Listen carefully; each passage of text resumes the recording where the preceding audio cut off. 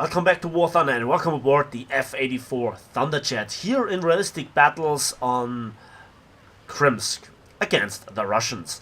And versus the Russians, there's just one thing that you can do. You rush them. Little word game here. But to be honest, that's the thing that I want to talk about. Rushing in chats. Now, I'm not the first one proposing this tip, this tactic, and also showing it. No.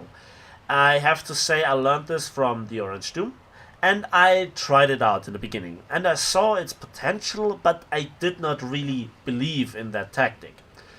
Now, by common request, I show the F-84 Thunderjet, but this will not be an ace game for numerous reasons, because I think just to show the battle with the highest kills is, something nice. It's beautiful to watch and you can show some skills on certain kills for sure.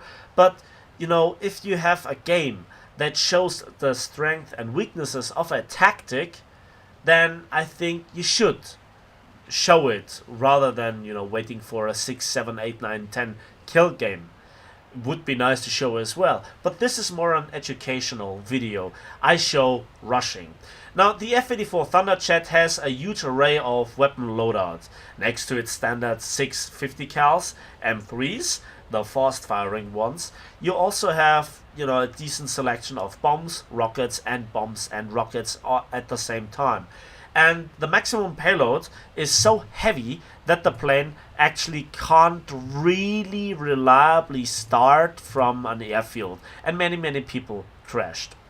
So that means that Gaijin gave it an air start, and which other jet has an air start and therefore is very well known and feared by its opponents? Yes, the Japanese bomber, the R2Y2, with four 30mm cannons, because reasons. And the R2Y2 is not a particularly extraordinary jet in terms of flight performance. It's rather underwhelming if you see it from a perspective of a fighter. But here we can see a MiG-9. He sees me a bit too late. I fire, clean kill. Really nice kill. And now I'm in the swarm of the enemy team at low altitude, but with great speed, over 800 kilometers an hour, going head on with another MiG-9, short burst, conversion 600 meters, stealth belts. I recommend this, and I avoid the head on with the Yak-15P as it would have been dangerous. And I zoom through, and this is the real strength of the Thunderjet. To just rush the enemy, get maybe a kill, maybe a crit, and force certain enemies or, bait them into turning and giving up their climbing pattern. And that gives your team a decisive advantage. Now, let's again talk about the R2Y2. The R2Y2 gets its strength from its bomber point, spawn point, and then also the fact that you start with a decent speed. That allows you to rush the enemy. And with 4 30mm cannons, you take every head-on that you can take. With the F-84 Thunderjets, you have 50 cals. And now again, back to the conversions. Don't talk about 400 meters, don't talk about 500 meters, 600 meters. I rarely use this convergence, but I used it now a few times with stealth belts in particular, and it feels like very easy to deal with, very easy to lead, very easy to aim, and also the results are there. It seems like the beam of 50 cal bullet seems to be tighter, even at 500 meters. I'm not quite sure. I mean, you can see here the placement of the guns are very centralized. 2 are in the wing roots, 4 are in the nose. Very unique gun placement. But again, it just seems to be doing its job. And this MiG-9, well, he did a critical mistake, and I saw off his wing right there. Now, also, if you have a MiG-9 following you, you can bait them into energy fighting you, and they don't expect it. But you have to do it with the right amount of speed, and the MiG-9 has to be a bit slow. If the MiG-9 is fast, well, you have difficulties. Short burst at the Yak-15, I miss, he misses, and I get a crash on another MiG-9 that I critted earlier that tried to return to the airfield. So that were 3 MiG-9s in the first 5 minutes of the game, and I also interrupted the climbing pattern of certain other planes, especially props. I'm not saying ignore props, but they can be dangerous, as we'll see in a moment. But you can easily outspeed them. And here I made a critical mistake. I fired too late. I was not taking the 600 meters convergence into account, and oh my, my. Yak 3 VK107. Yeah, it's a bad plane. My ass. I go into a scissor fight with him, or a scissoring engagement rather. I'm sorry about my English. And he actually overshoots, pulls up, and now I use another tactic. I just dive. I dive hard right into the ground, and before the impact I pull up and I use my speed. Nearly 900 kilometers an hour at certain point. That puts me not just out of his gun range, but also lets me disengage out of the combat area if I feel not very comfortable in it again. And I can easily switch the positions on the battlefield. And we were talking here about big maps. And you can engage others that are, you can engage enemies that don't expect you because they don't see you, or they are engaged with another teammate of yours, so you can help your teammates. And this Yak 3 is very persistent. I turned a little bit, so that the fact that he actually closed in is a geometrical thing. So I made a turn and he made a tighter turn, and with lower speed he actually went pretty close again after the zoom. Now I zoom climb to get back altitude, and I turn, and under 500 kilometers an hour you can actually use the flaps. They don't transform you into a Spitfire or a Zero, but they just help to reverse faster than without them, and to such an extent that then you can zoom back into the combat zone. And that is the key difference that I missed, for example, in the German Focke-Wulf 190s. Yes, there are no turn fighters, but they are so bad, it's unbelievable. Now exchanged your shots, and that actually was a shot in the engine. And the next lesson is, don't get shot in the engine. Yeah, that's like saying, just shoot the round thing into the not round thing when playing soccer or football, whatever you call it, wherever you're from. It's easier said than done, but engine damage on a jet is critical. Why? Well, let's just talk through it. When you get hit in a prop engine, you have still performance left, and a lot of props do not really need top speed as urgently as others, and certain props also have very good sailing characteristics, if you can say that, or gliding characteristics rather. So even at when your engine falls out at like 4,000 meters, you can glide back to the airfield.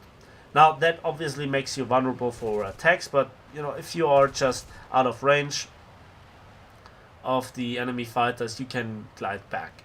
And with jets, that's not so possible. They need speed for the combat. They need also speed to stay in the air at all.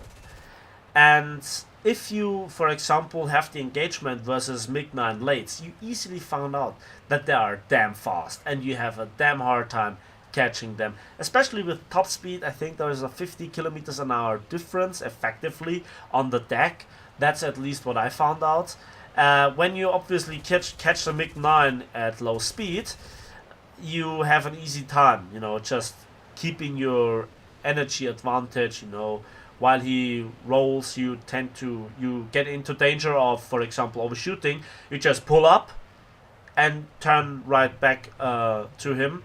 And when he now tries to zoom up to you, you can choose to engage him, or you just make him stall out. But that's again a lot of practicing and theorizing and experience, practically, how to do it. I learned this with BF-109s in arcade. Doesn't even work close in realistic, but that's another part of discussion. The thing is, if you have engine damage with a jet, you lose continuously performance. That is very important to know. You lose continuously engine performance, and that's the death sentence for a jet.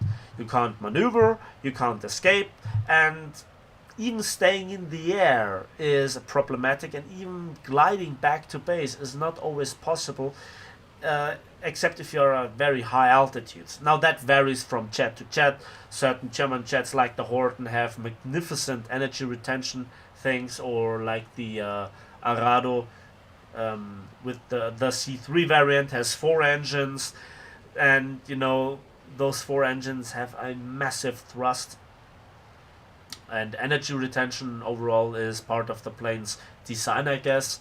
So even if you shoot up 3 engines, it still can escape you, because they're that powerful. Having said that, I did not really compare it to the F-84 Thunderjet. Now you can see me here exploiting later on one decisive advantage of the F-84 Thunderjet, and those are the air brakes. There are not that many jets that have air brakes at lower tiers, or let's say not every jet does have it. The Me-262 variants don't have it, the Me-162 doesn't have it, the Horten has it, but the Arados don't. And I think while a combat flap is not that decisive for combat at this battle rating, it helps in aggressive dives, obviously, but it also helps a great deal in landing. And the F-84 Thunderjet is difficult to land. It's not as like with the Me-262, for example. You just ram the plane into the ground and stop. That's a bit of an exaggeration, but you know what I mean. You can land on the engines, and that very, very fast, even from very high speeds. With the F-84 Thunderjet, you need to do every trick. Landing gear, the flaps, obviously, and also the air brake still deployed. And you can see it's just good enough to kind of deaccelerate enough, or to brake enough to get around about to 100 kilometers an hour, where then I can turn the plane on the runway and then lose massive amounts of speed. So the last thing that I want to mention is that was with one combat load. Despite having, I guess, 1,800 rounds of 50 cals, you have to have trigger patience. The M3 Brownings, if you're new to them, have a very high rate of fire, and you can run through the ammunition faster than you think. And not just even hitting the enemy, but also dealing damage to it is, very ammunition intensive. Let's put it that way. And again, we have the air start at around about 590 kilometers an hour. And that's nice. So at this point, I actually have 3 kills under my back and at least 1 kill assist. Again, now we are at around about 13 minutes, 13.5 minutes of video length, and not a lot has happened lately. And this is kind of the frustrating part about realistic battles and the F-84. All the action happens in the beginning. But now, the next part is, let's talk about the upgrades. Now, this is not a plane review, but more of a generalization. Now, I gave the tips that engine upgrades are not that important, and that is also true for the F-84B. What is even more important on this plane is the fuselage repair, the airframe, the wings repair, and the cover, because they just give you back the overall energy retention that you need. And the engines are, even stock, just good enough to accelerate you to that speed. The rushing tactic obviously is without ordnance, with the new boosters, and with the G-suit, and with me having practiced it a lot. If you try this at first, you will fail probably, and you will not have a 3, 4, 5 kill game like you sometimes see on YouTube. But you need to train this with this plane. You need to get comfortable with those semi head-ons with M3s, because that's I think there is just one plane in the American normal fighter line that doesn't have M3 Brownings, and that's the F-86 F-2 the 9.0 jets, with its 2x2 20mm FMCT 160 revolver cannons. But still, they follow kind of the same pattern of how to lead the guns, as far as I can tell. High velocity, high rate of fire. But suddenly you have, you have 20 millimeters with high explosive filling, which is nice. So by this time I could stop the video, but I just have to say one thing. It is a massive advantage to just simply not have an airfield start, but an air start in this jet. Because without it, this jet would be even more frustrating, and you have to side climb, accelerate, blah blah blah. And this jet is not very enjoyable flying like that. This rushing is much more exciting, and in certain situations or in certain matches also much more rewarding.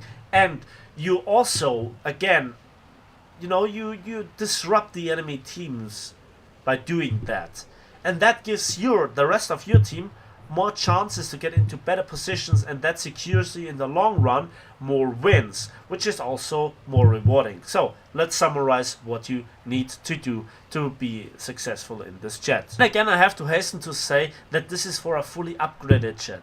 With a stock jet you have your difficulties.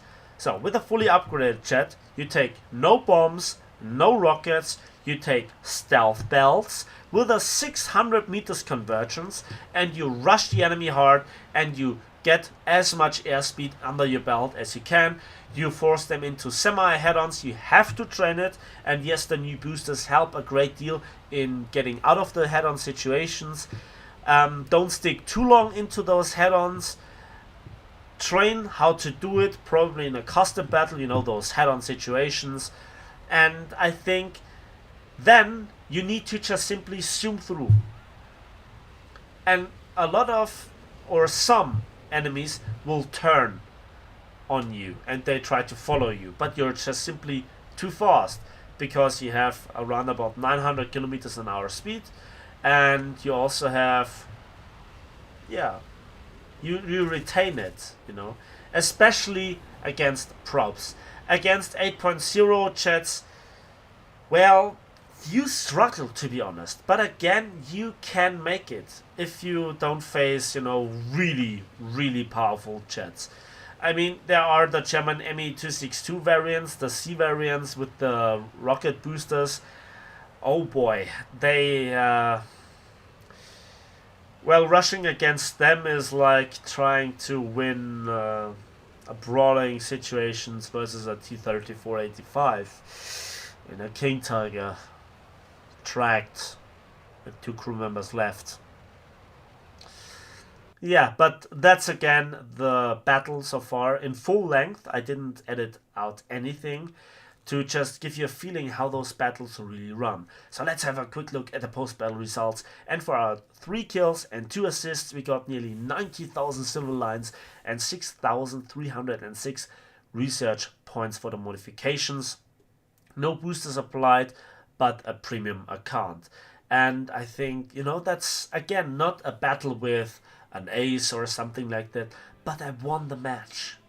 And we won it by quite a bit. And I took out the top battle rating jets of the enemy. And I'm not quite sure if those were MiG-9s or MiG-9 lates, but you get the feeling.